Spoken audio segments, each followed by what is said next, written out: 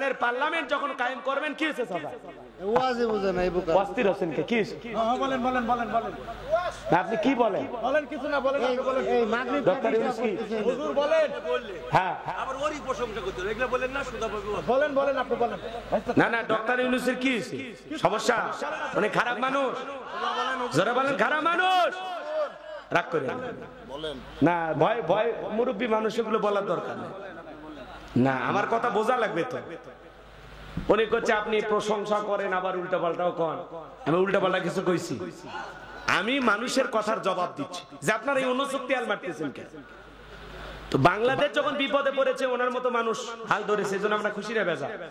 কারণ মুরব্বী যদি না বোঝে তো বোঝানোর কিছু নাই। ইউনূসের চাইতে বড় উপযুক্ত কেউ আছে ছিল সেই সময়? এখন তো অনেকেই চাচ্ছে আমার দেন চেয়ার, এটা বোঝা লাগবে। না বুঝলে কথা শোনেন, এখন তো আর অন্য দল নাই যে ভয় আছে, এখন কথা বলতে ভয় আছে। অন্য কোন দলের লোক আমার ধরে নিয়ে যাবে, এখন তো ভয় নাই। চাচার বোঝেন বোঝেনি তাই না? কবুল করু আপনি বোঝেন না কথা কি বুঝতে পারতেছেন? জি জি, এদিক খেয়াল করেন। বিরক্ত হয়েছেন আপনারা? লিল্লাহি তাকবীর। হ্যাঁ, আল্লাহ আমাকে বুঝদান করুক, মুরব্বীকেও বুঝদান করুক। এটা জোরে কোন আমিন, আরেকটু জোরে বলেন আমিন। কষ্ট পাইছেন মনে হয় আপনারা। তাহলে বাজান গো আমার, আমি যে কথা বললাম, নির্বাচনের আগে মাথায় টুপি পরে গায়ে পাঞ্জাবি পরে হাজির হয় যারা, ভোটের মুসল্লি তারা, এটা যেন মাথায় মনে থাকে। এজন্য আমরা বলতে চাই ভাই, পরিষ্কার ভাবে ভালো হয়ে যাবেন। আল্লাহ যেন আমাদের হেদায়েত দান করেন। তাহলে আমি যে আলোচনাগুলো করলাম একটু হলেও বুঝতে পেরেছেন আমার ভাইয়েরা। হাউজে কাউসারের পানি পান করতে গেলে দুইটা কাজ করা লাগবে। আল্লাহ তাআলা বলেন ফাসল্লিলি রাব্বিকা ওয়ানহার, এক নাম্বার রবের উদ্দেশ্যে সালাত আদায় করা লাগবে। তাহলে রবের উদ্দেশ্যে আজ থেকে নামাজ আদায় করব তো ইনশাআল্লাহ। আর দুই নাম্বার ওয়ানহার, ওয়ানহার মানে কুরবানি করা, নিজের আমিত্বকে কুরবানি করা, অহংকারকে কুরবানি করা, নিজের ভিতরে থাকা পশু সুলভ আচরণকে কুরবানি করা, নিজের জান মাল অর্থ সময় সবকিছু কুরবানি করা, দেশের জন্য শহীদ আবু সাঈদের মতো কুরবানি হওয়া, মুগ্ধের মতো কুরবানি হওয়া, এর নাম হলো কুরবানি। কথা বলেন, রাগ করতেছেন আপনারা? খালি গরু ছাগল জবাই করা নামই কুরবানি না। নিজের জীবনের সবকিছু কুরবানি হবে কার জন্য? একমাত্র আল্লাহকে খুশি করার জন্য। আর আমরা 7 জন ভাগে একটা গরু কিনি, 4 জন দড়ি ধরে টানে, পিছন থেকে 3 জন ঠেলে। এমন দুর্বল গরু, শরীরের সবগুলো হাত দেখা যায়, যেই গরুর উপরে বয়স্ক ভাতা ওয়াজিব। এমন দুর্বল গাবি জবাই করলে কি কুরবানি হবে? হুজুর বলতেছে ভাই এই গরু কুরবানি জবাই করলে হবে না। কুরবানি স্থান পর্যন্ত হাঁটে যাওয়ার শক্তি নেই, কোলে করে নিয়ে গেছে। কথা কন নাকি আপনারা? এমন দুর্বল গাবি জবাই করলে কুরবানি হবে না। তাসুরুন নাদিরিন, আল্লাহ বলে চমৎকার একটা গাবি জবাই করো, হুষ্ট-পুষ্ট, দেখতে সুন্দর, আকর্ষণীয়। যেমন তেমন গরু জবাই করলে হবে না, মোটা তাজা, দেখতে সুন্দর হওয়া লাগবে। কি বলছে? আর এমন গরু হাত দেখা যায়, কয় হুজুর উপরে হাত দেখালে ভিতরে গোস্ত সেট করা আছে। বলে দুর্বল গরুর গোস্ত দেখবেন যেলে বেশি বয়স হয়ে গেছে, টান দিবেন এর থেকে বাঘ মারা যাবে, আবার ছাড়িয়ে দিবেন এই সাইপার আসবে। কথা কন নাকি আপনারা? এরকম হলো ওই গোস্তের অবস্থা। স্প্রিং করে, চাবিয়ে খাওয়ার কোনো সুযোগ নেই, গিলিয়ে খাওয়া লাগবে পানি দিয়ে। কথা কন, রাগ করতেছেন নাকি আপনারা? এরকম গরু জবাই করলে কোরবানি হবে না। আমি কুরবানির ওয়াজ আজকে বেশিক্ষণ করার সুযোগ পাবো না, রাত অনেক গভীর হয়ে গেছে। আপনাদের মসজিদের হুজুর কুরবানির ওয়াজ করবে, যারা কুরবানির ওয়াজ শুনতে চান এদিকে খেয়াল করে 3টা জিনিস খেয়াল রাখবেন। 1 নাম্বার হলো নিয়ত সহি, কুরবানি আল্লাহর জন্য। কার জন্য? আল্লাহর জন্য। ইন্নামাল আমালু বিন্নিয়াত, প্রত্যেকটা কাজ নিয়তের উপরেই নির্ভরশীল। মারহাবা কন। এদিকে শোনেন, অনেকে বলে কুরবানি যদি না দেই ছেলে মেয়ে মানুষের গোশতের দিকে তাকায় থাকবে, অতএব কিস্তি তুলে হলেও কুরবানি দেব। হবে নাকি? হবে না, হবে না। 1 নাম্বার হলো নিয়ত সহি, ছেলে মেয়ের জন্য কুরবানি না, জামাই বাড়িতে গোশত পাঠাবো এই জন্য কুরবানি না, গ্রামের মানুষকে খুশি করার জন্য কুরবানি না। আরে ভাই কুরবানি দিয়া তো ছেলে মেয়েকে খাওয়াবেন, গ্রামবাসীকে খাওয়াবেন, আত্মীয় স্বজনকে দিয়ে খাবেন, গরিব দুঃখীকে দিয়ে খাবেন। আগে খাওয়ার নিয়ত করেন কে? কুরবানি মানে ত্যাগ করা, উৎসর্গ করা, স্যাক্রিফাইস করা, বিলিয়ে দেয়া, বন্টন করা। ভোগের নাম কুরবানি নয়, ত্যাগের নাম হলো কুরবানি। বাড়ির পাশে গরিব মানুষ না খায় থাকে, আর আপনি ফ্রিজে রেখে হুজুরের কাছে ফতুয়া জিজ্ঞাসা করেছেন, হুজুর কতদিন ফ্রিজে গোশত রেখে খাওয়া যায়?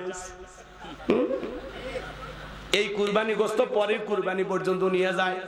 আত্মীয় স্বজন খায়ার বলে ভাই গোস্ত এত শক্ত কেন? বলে কুরবানির গোস্ত ফ্রিজে ছিল তো, আছে না নাই? আমার ভাইয়েরা, এখন নেওতে কুরবানি দিলে হবে না।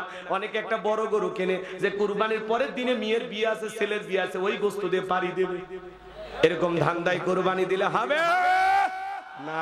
বেনামাজি, সুদখোর, ঘুষখোর এদের সাথে ভাগে কুরবানি দিলে হবে না। তাহলে 1 নাম্বার নিয়ত সই কুরবানি আল্লাহর জন্য। 2 নাম্বার সুদের টাকা, ঘুষের টাকা, হারাম উপার্জনের টাকা দিয়ে কুরবানি দিলে হবে না। আল্লাহ পবিত্র, তিনি পবিত্র বস্তুকে ভালোবাসেন। 3 নাম্বার হলো ফাসল্লি লিরাব্বিকা ওয়ানহার, আগে নামাজ আদায় করো তারপরে কুরবানি করো। সেই রবের জন্য সালাত আদায় করবেন, সেই রবের জন্য কুরবানিও করবেন। তাহলে আগে নামাজ তারপরে কুরবানি। 9টার দিকে ফজরের নামাজ পড়া নাই, ঈদের নামাজ পড়া নাই, দড়ি ধরে বসে আছেন। আপনার কুরবানি পিকনিক খাওয়া হবে, লোক দেখানো হবে, গোস্ত খাওয়া হবে। এই কুরবানি আল্লাহর দরবারে কবুল হবে না। ওয়ালাকিয়ানালুহু তাকওয়া মিনকুম, আল্লাহ বলে গোলাম কয় লাখ টাকার গরু কুরবানি দিলি দেখি না, কয় টাকা দিলি দেখি না, আমি দেখি তোর অন্তর। 10,000 টাকার একটা ভেড়া ছাগলও যদি জবাই করেন, নিয়ত যদি সই হয়, টাকাটা যদি হালাল হয়, ওই ভেড়া ছাগলের রক্ত জমিনে পড়ার আগে আরশের মালিক আল্লাহর কাছে কবুল হয়ে যাবে। বলুন সুবহানাল্লাহ। 3 নাম্বার আয়াত, ইন্না শানিয়াকা হুয়াল আবতার। আল্লাহু আকবার। আমার আল্লাহ ডেকে বলে নবী গো, আপনাকে লেসকাটারির বংশ বলে, আপনি মন খারাপ করবেন না, কষ্ট মনের মধ্যে নেবেন না। নবী গো, আমি আল্লাহ তাআলা আপনার সন্তানগুলোকে নিয়েছি, কিন্তু পৃথিবীর জমিনে আপনাকে মহব্বত করা, আপনাকে ভালোবাসা কোটি কোটি রূহানি সন্তান পাঠাবো, যারা আপনার জন্য জীবন দিতে প্রস্তুত থাকবে। বলুন আল্লাহু আকবার। আমরা নবীজি রূহানি সন্তান। নবীজির অপমানে যদি না কাঁদে তোমার মন, মুসলিম নয় তুমি মুনাফিক, নবীজির দুশমন। পুরো পৃথিবীতে 200 কোটির উপরে মুসলমান, আমরা সবাই নবীজি রূহানি সন্তান। ফ্রান্সের জালেমেরা যখন কার্টুন প্রদর্শন করলো, দেয়ালে দেয়ালে কার্টুন টাঙাইলো, নাকটা বেঁকা করে মুখে কয়েকটা দাড়ি লাগাবো, বলে ইনি মুহাম্মদ, জোরে কর নাউজুবিল্লাহ। আমার নবী কি দেখতে কার্টুনের মতো না রে বাবা। এই পৃথিবীর সবচাইতে সুন্দর মানুষটির নাম মুহাম্মদ রাসূলুল্লাহ সাল্লাল্লাহু আলাইহি সাল্লাম, যে নবীর চরিত্রের সার্টিফিকেট আল্লাহ আসমান থেকে দিয়ে।